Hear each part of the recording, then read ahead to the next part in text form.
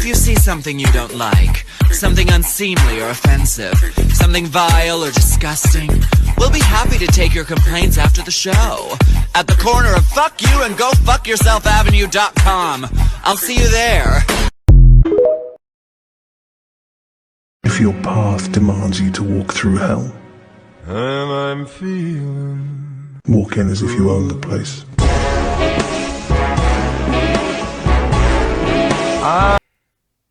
Why don't you like body horror films, Ed? Because you have nobody to watch them with. Very droll. Very, very droll. Good evening, everybody. Welcome back to Miss Violet's Underworld. I am the Queen of Hell herself, Miss Violet Impulse. Today, we're going to be talking about more body horror than you can shake a stick at. We're going to be talking about the 1986 remake of The Fly, starring Jeff Goldblum, Gina Davis, and John Getz. This film was very, very influential on my childhood. For a long time, it was one of those films that I heard rumours of, and my parents would talk about specific scenes and things like that, and it would just get my interest even more abuzz to want to see this film. And when I finally did, I was not disappointed. It is a brilliant, brilliant film. The practical effects hold up to this day. None of this CGI bullshit we seem to be swamped with today. The road to the underworld is paved with bad CGI. But if you have not seen this film, I highly recommend you check it out.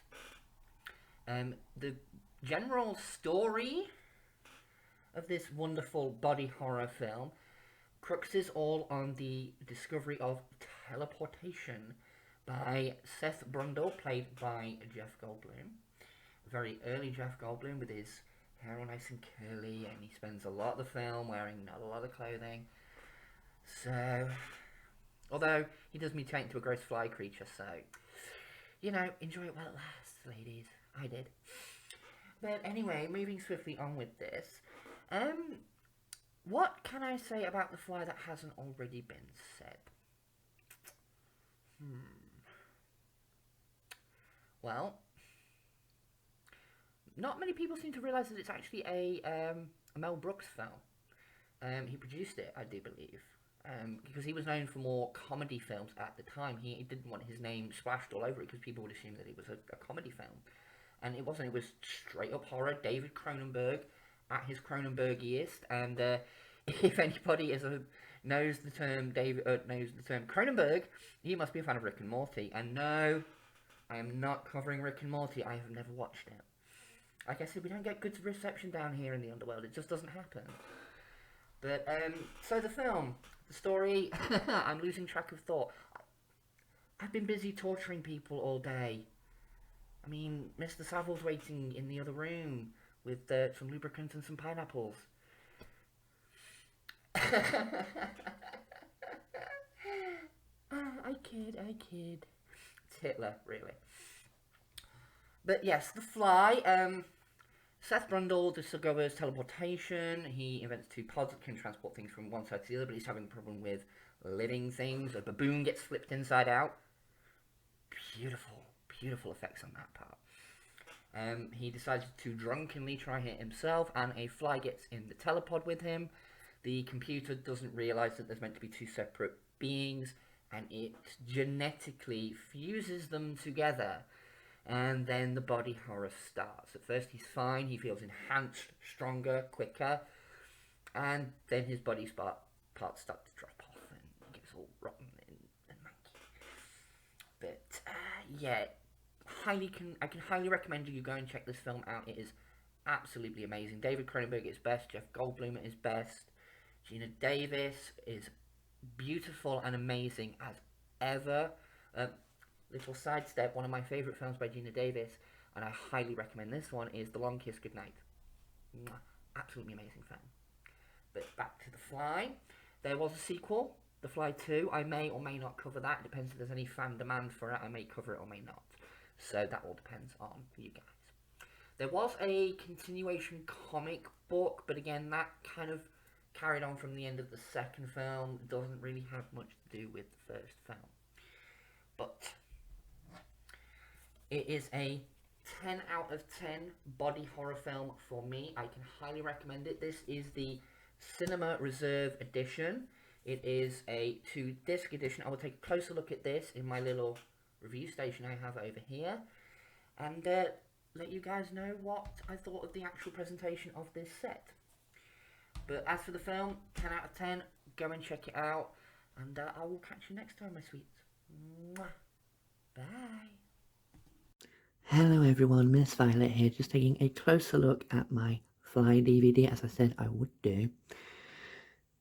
As you can see, it is by Cinema Reserve. I'm still working out my lighting in my new space, so please bear with me.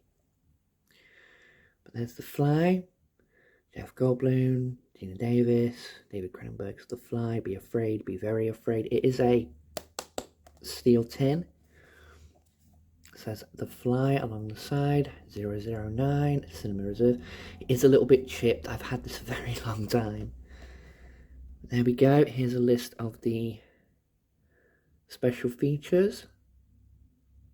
It has some deleted scenes, including the infamous baboon cat.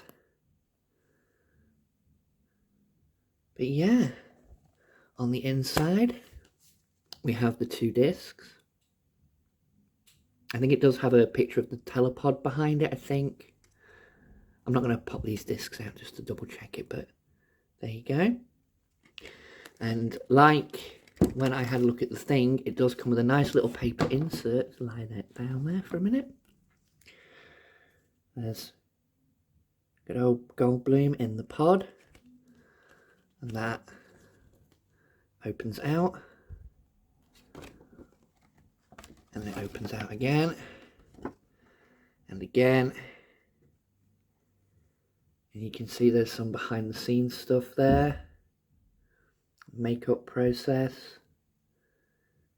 little blurb about the story, glorious shot of Brundlefly once he's fully transformed, and on the other side it has a similar kind of thing. Trying to get the glare off of it, there we go.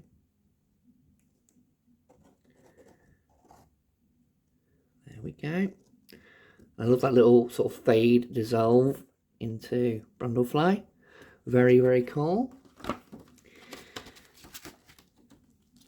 And the other bit of paper is just a thing for Cinema Reserve themselves, but that is my look at my very special collector's edition of The Fly. See you in the next video. Bye. If your path demands you to walk through hell, And I'm feeling walk in as if you own the place.